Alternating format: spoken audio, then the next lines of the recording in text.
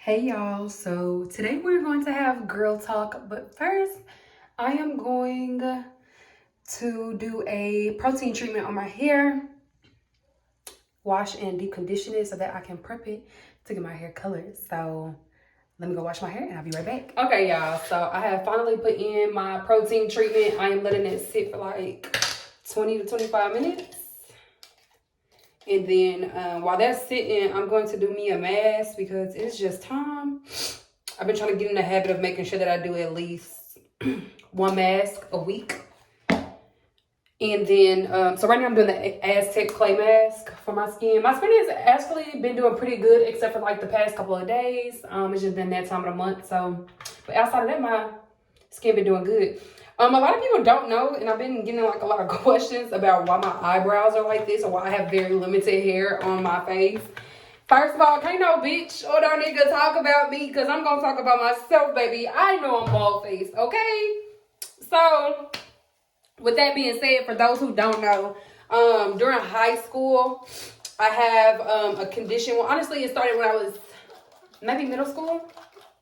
I have a condition where, and I still do it to this day. Like I'm gotten better, but with over time and dealing with emotional intelligence. But one of my like anxiety reflexes would be if I'm like feeling sad, depressed, mad, angry. Like I wouldn't know that I'm doing it unless my mom or a family member would tell me to stop. Like I have like where I pick at my facial hair doing like an angry moment or a sad moment, you know, so like just picking at my facial hair. So yes, unfortunately, do I care? No. Which actually brings me into something I want to get very soon. I found someone in Fort Worth who does ombre eyebrows, and I want to do that. I think that would definitely like make me more cautious to like when I'm picking on my facial hair.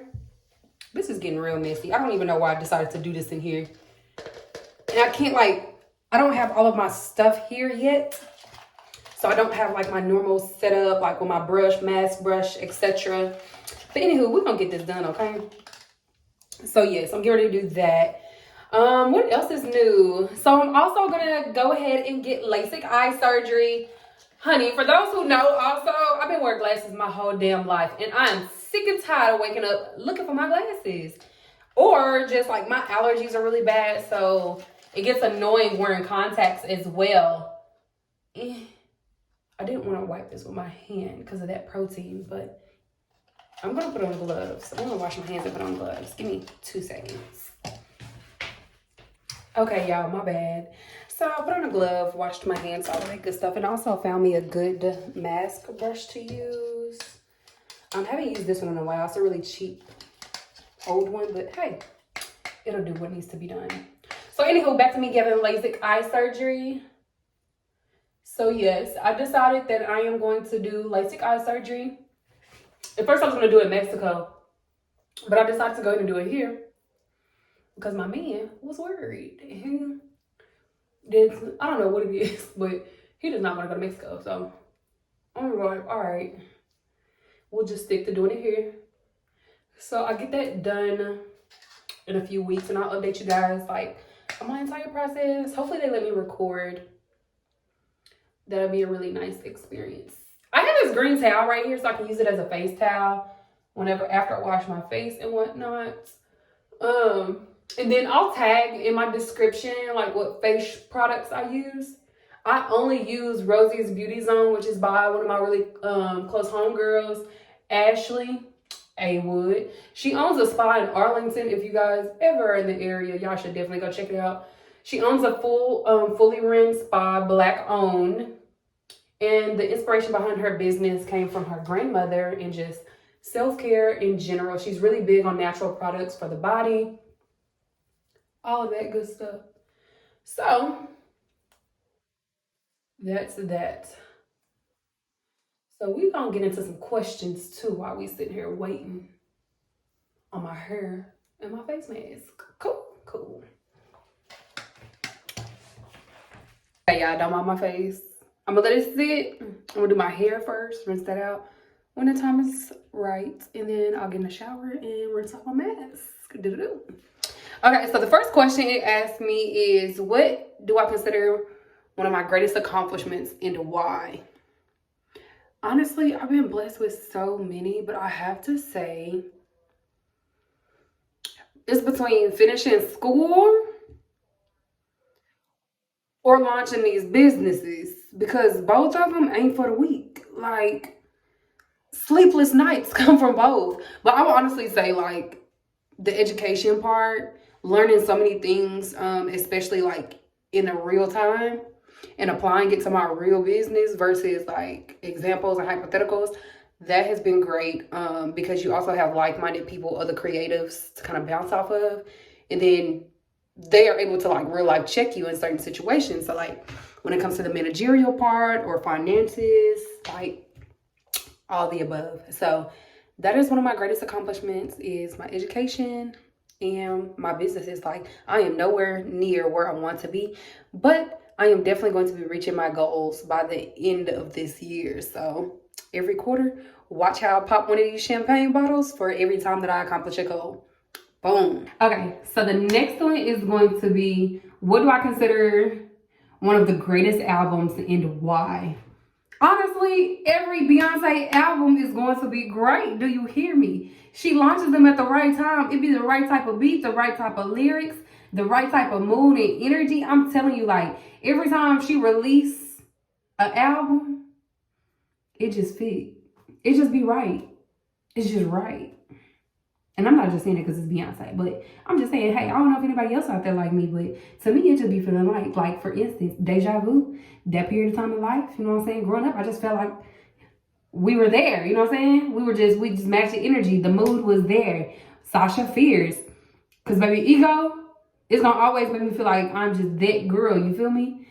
Like, Lemonade, the same. Knocking niggas' windows out, you know what I'm saying? Like, I ain't sorry.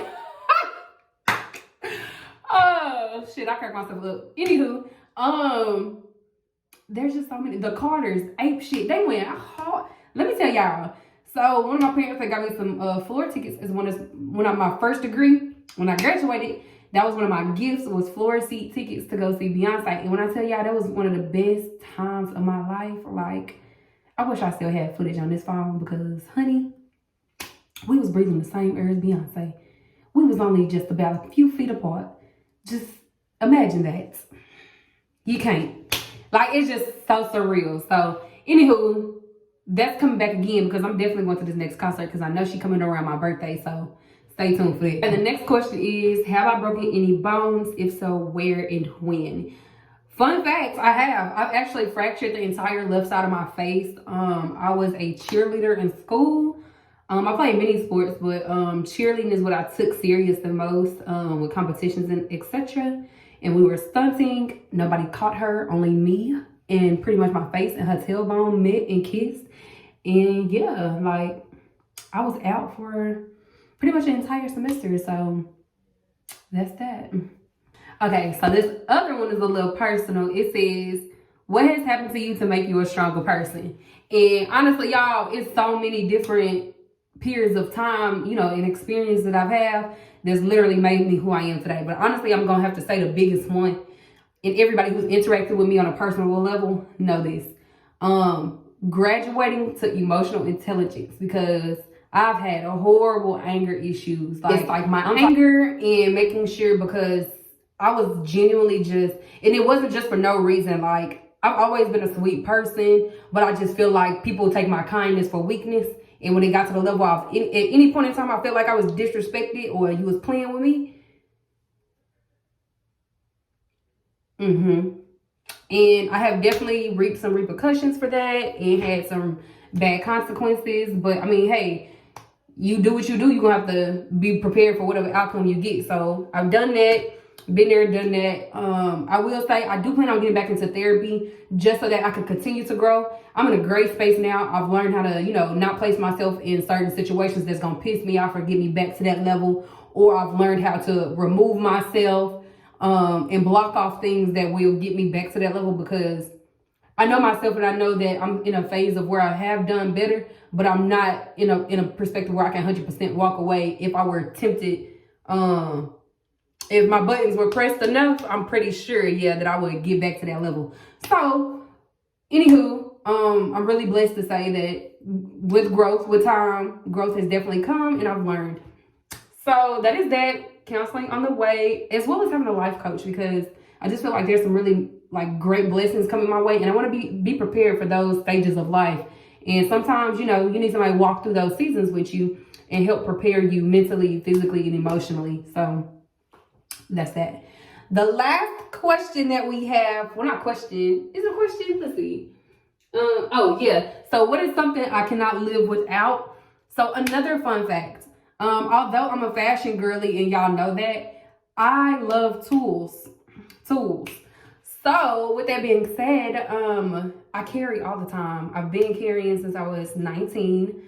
I don't know why I'm fascinated by them. I think it's honestly, like mentally, what it is like being able to control it. Like being able to control yourself, because no matter how good of a person that you are, there's going to always be someone in this world around you, no matter what environment that you go to. You got to protect yourself sometimes. And it doesn't mean that you have to use it, but it can be there just to show them, like, I'm going to use it if I need to. You know what I'm saying? So I encourage everyone to make sure that you educate yourself on them.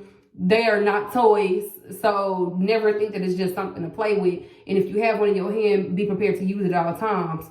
So I highly suggest that, you know, women especially, women, especially if you're a single mother, or just single in general, walking around by yourself, make sure you have that on you. But even if you do have a man, like me and my significant other, like we make sure that we're always updating ourselves. Let me take this off looking like a bib.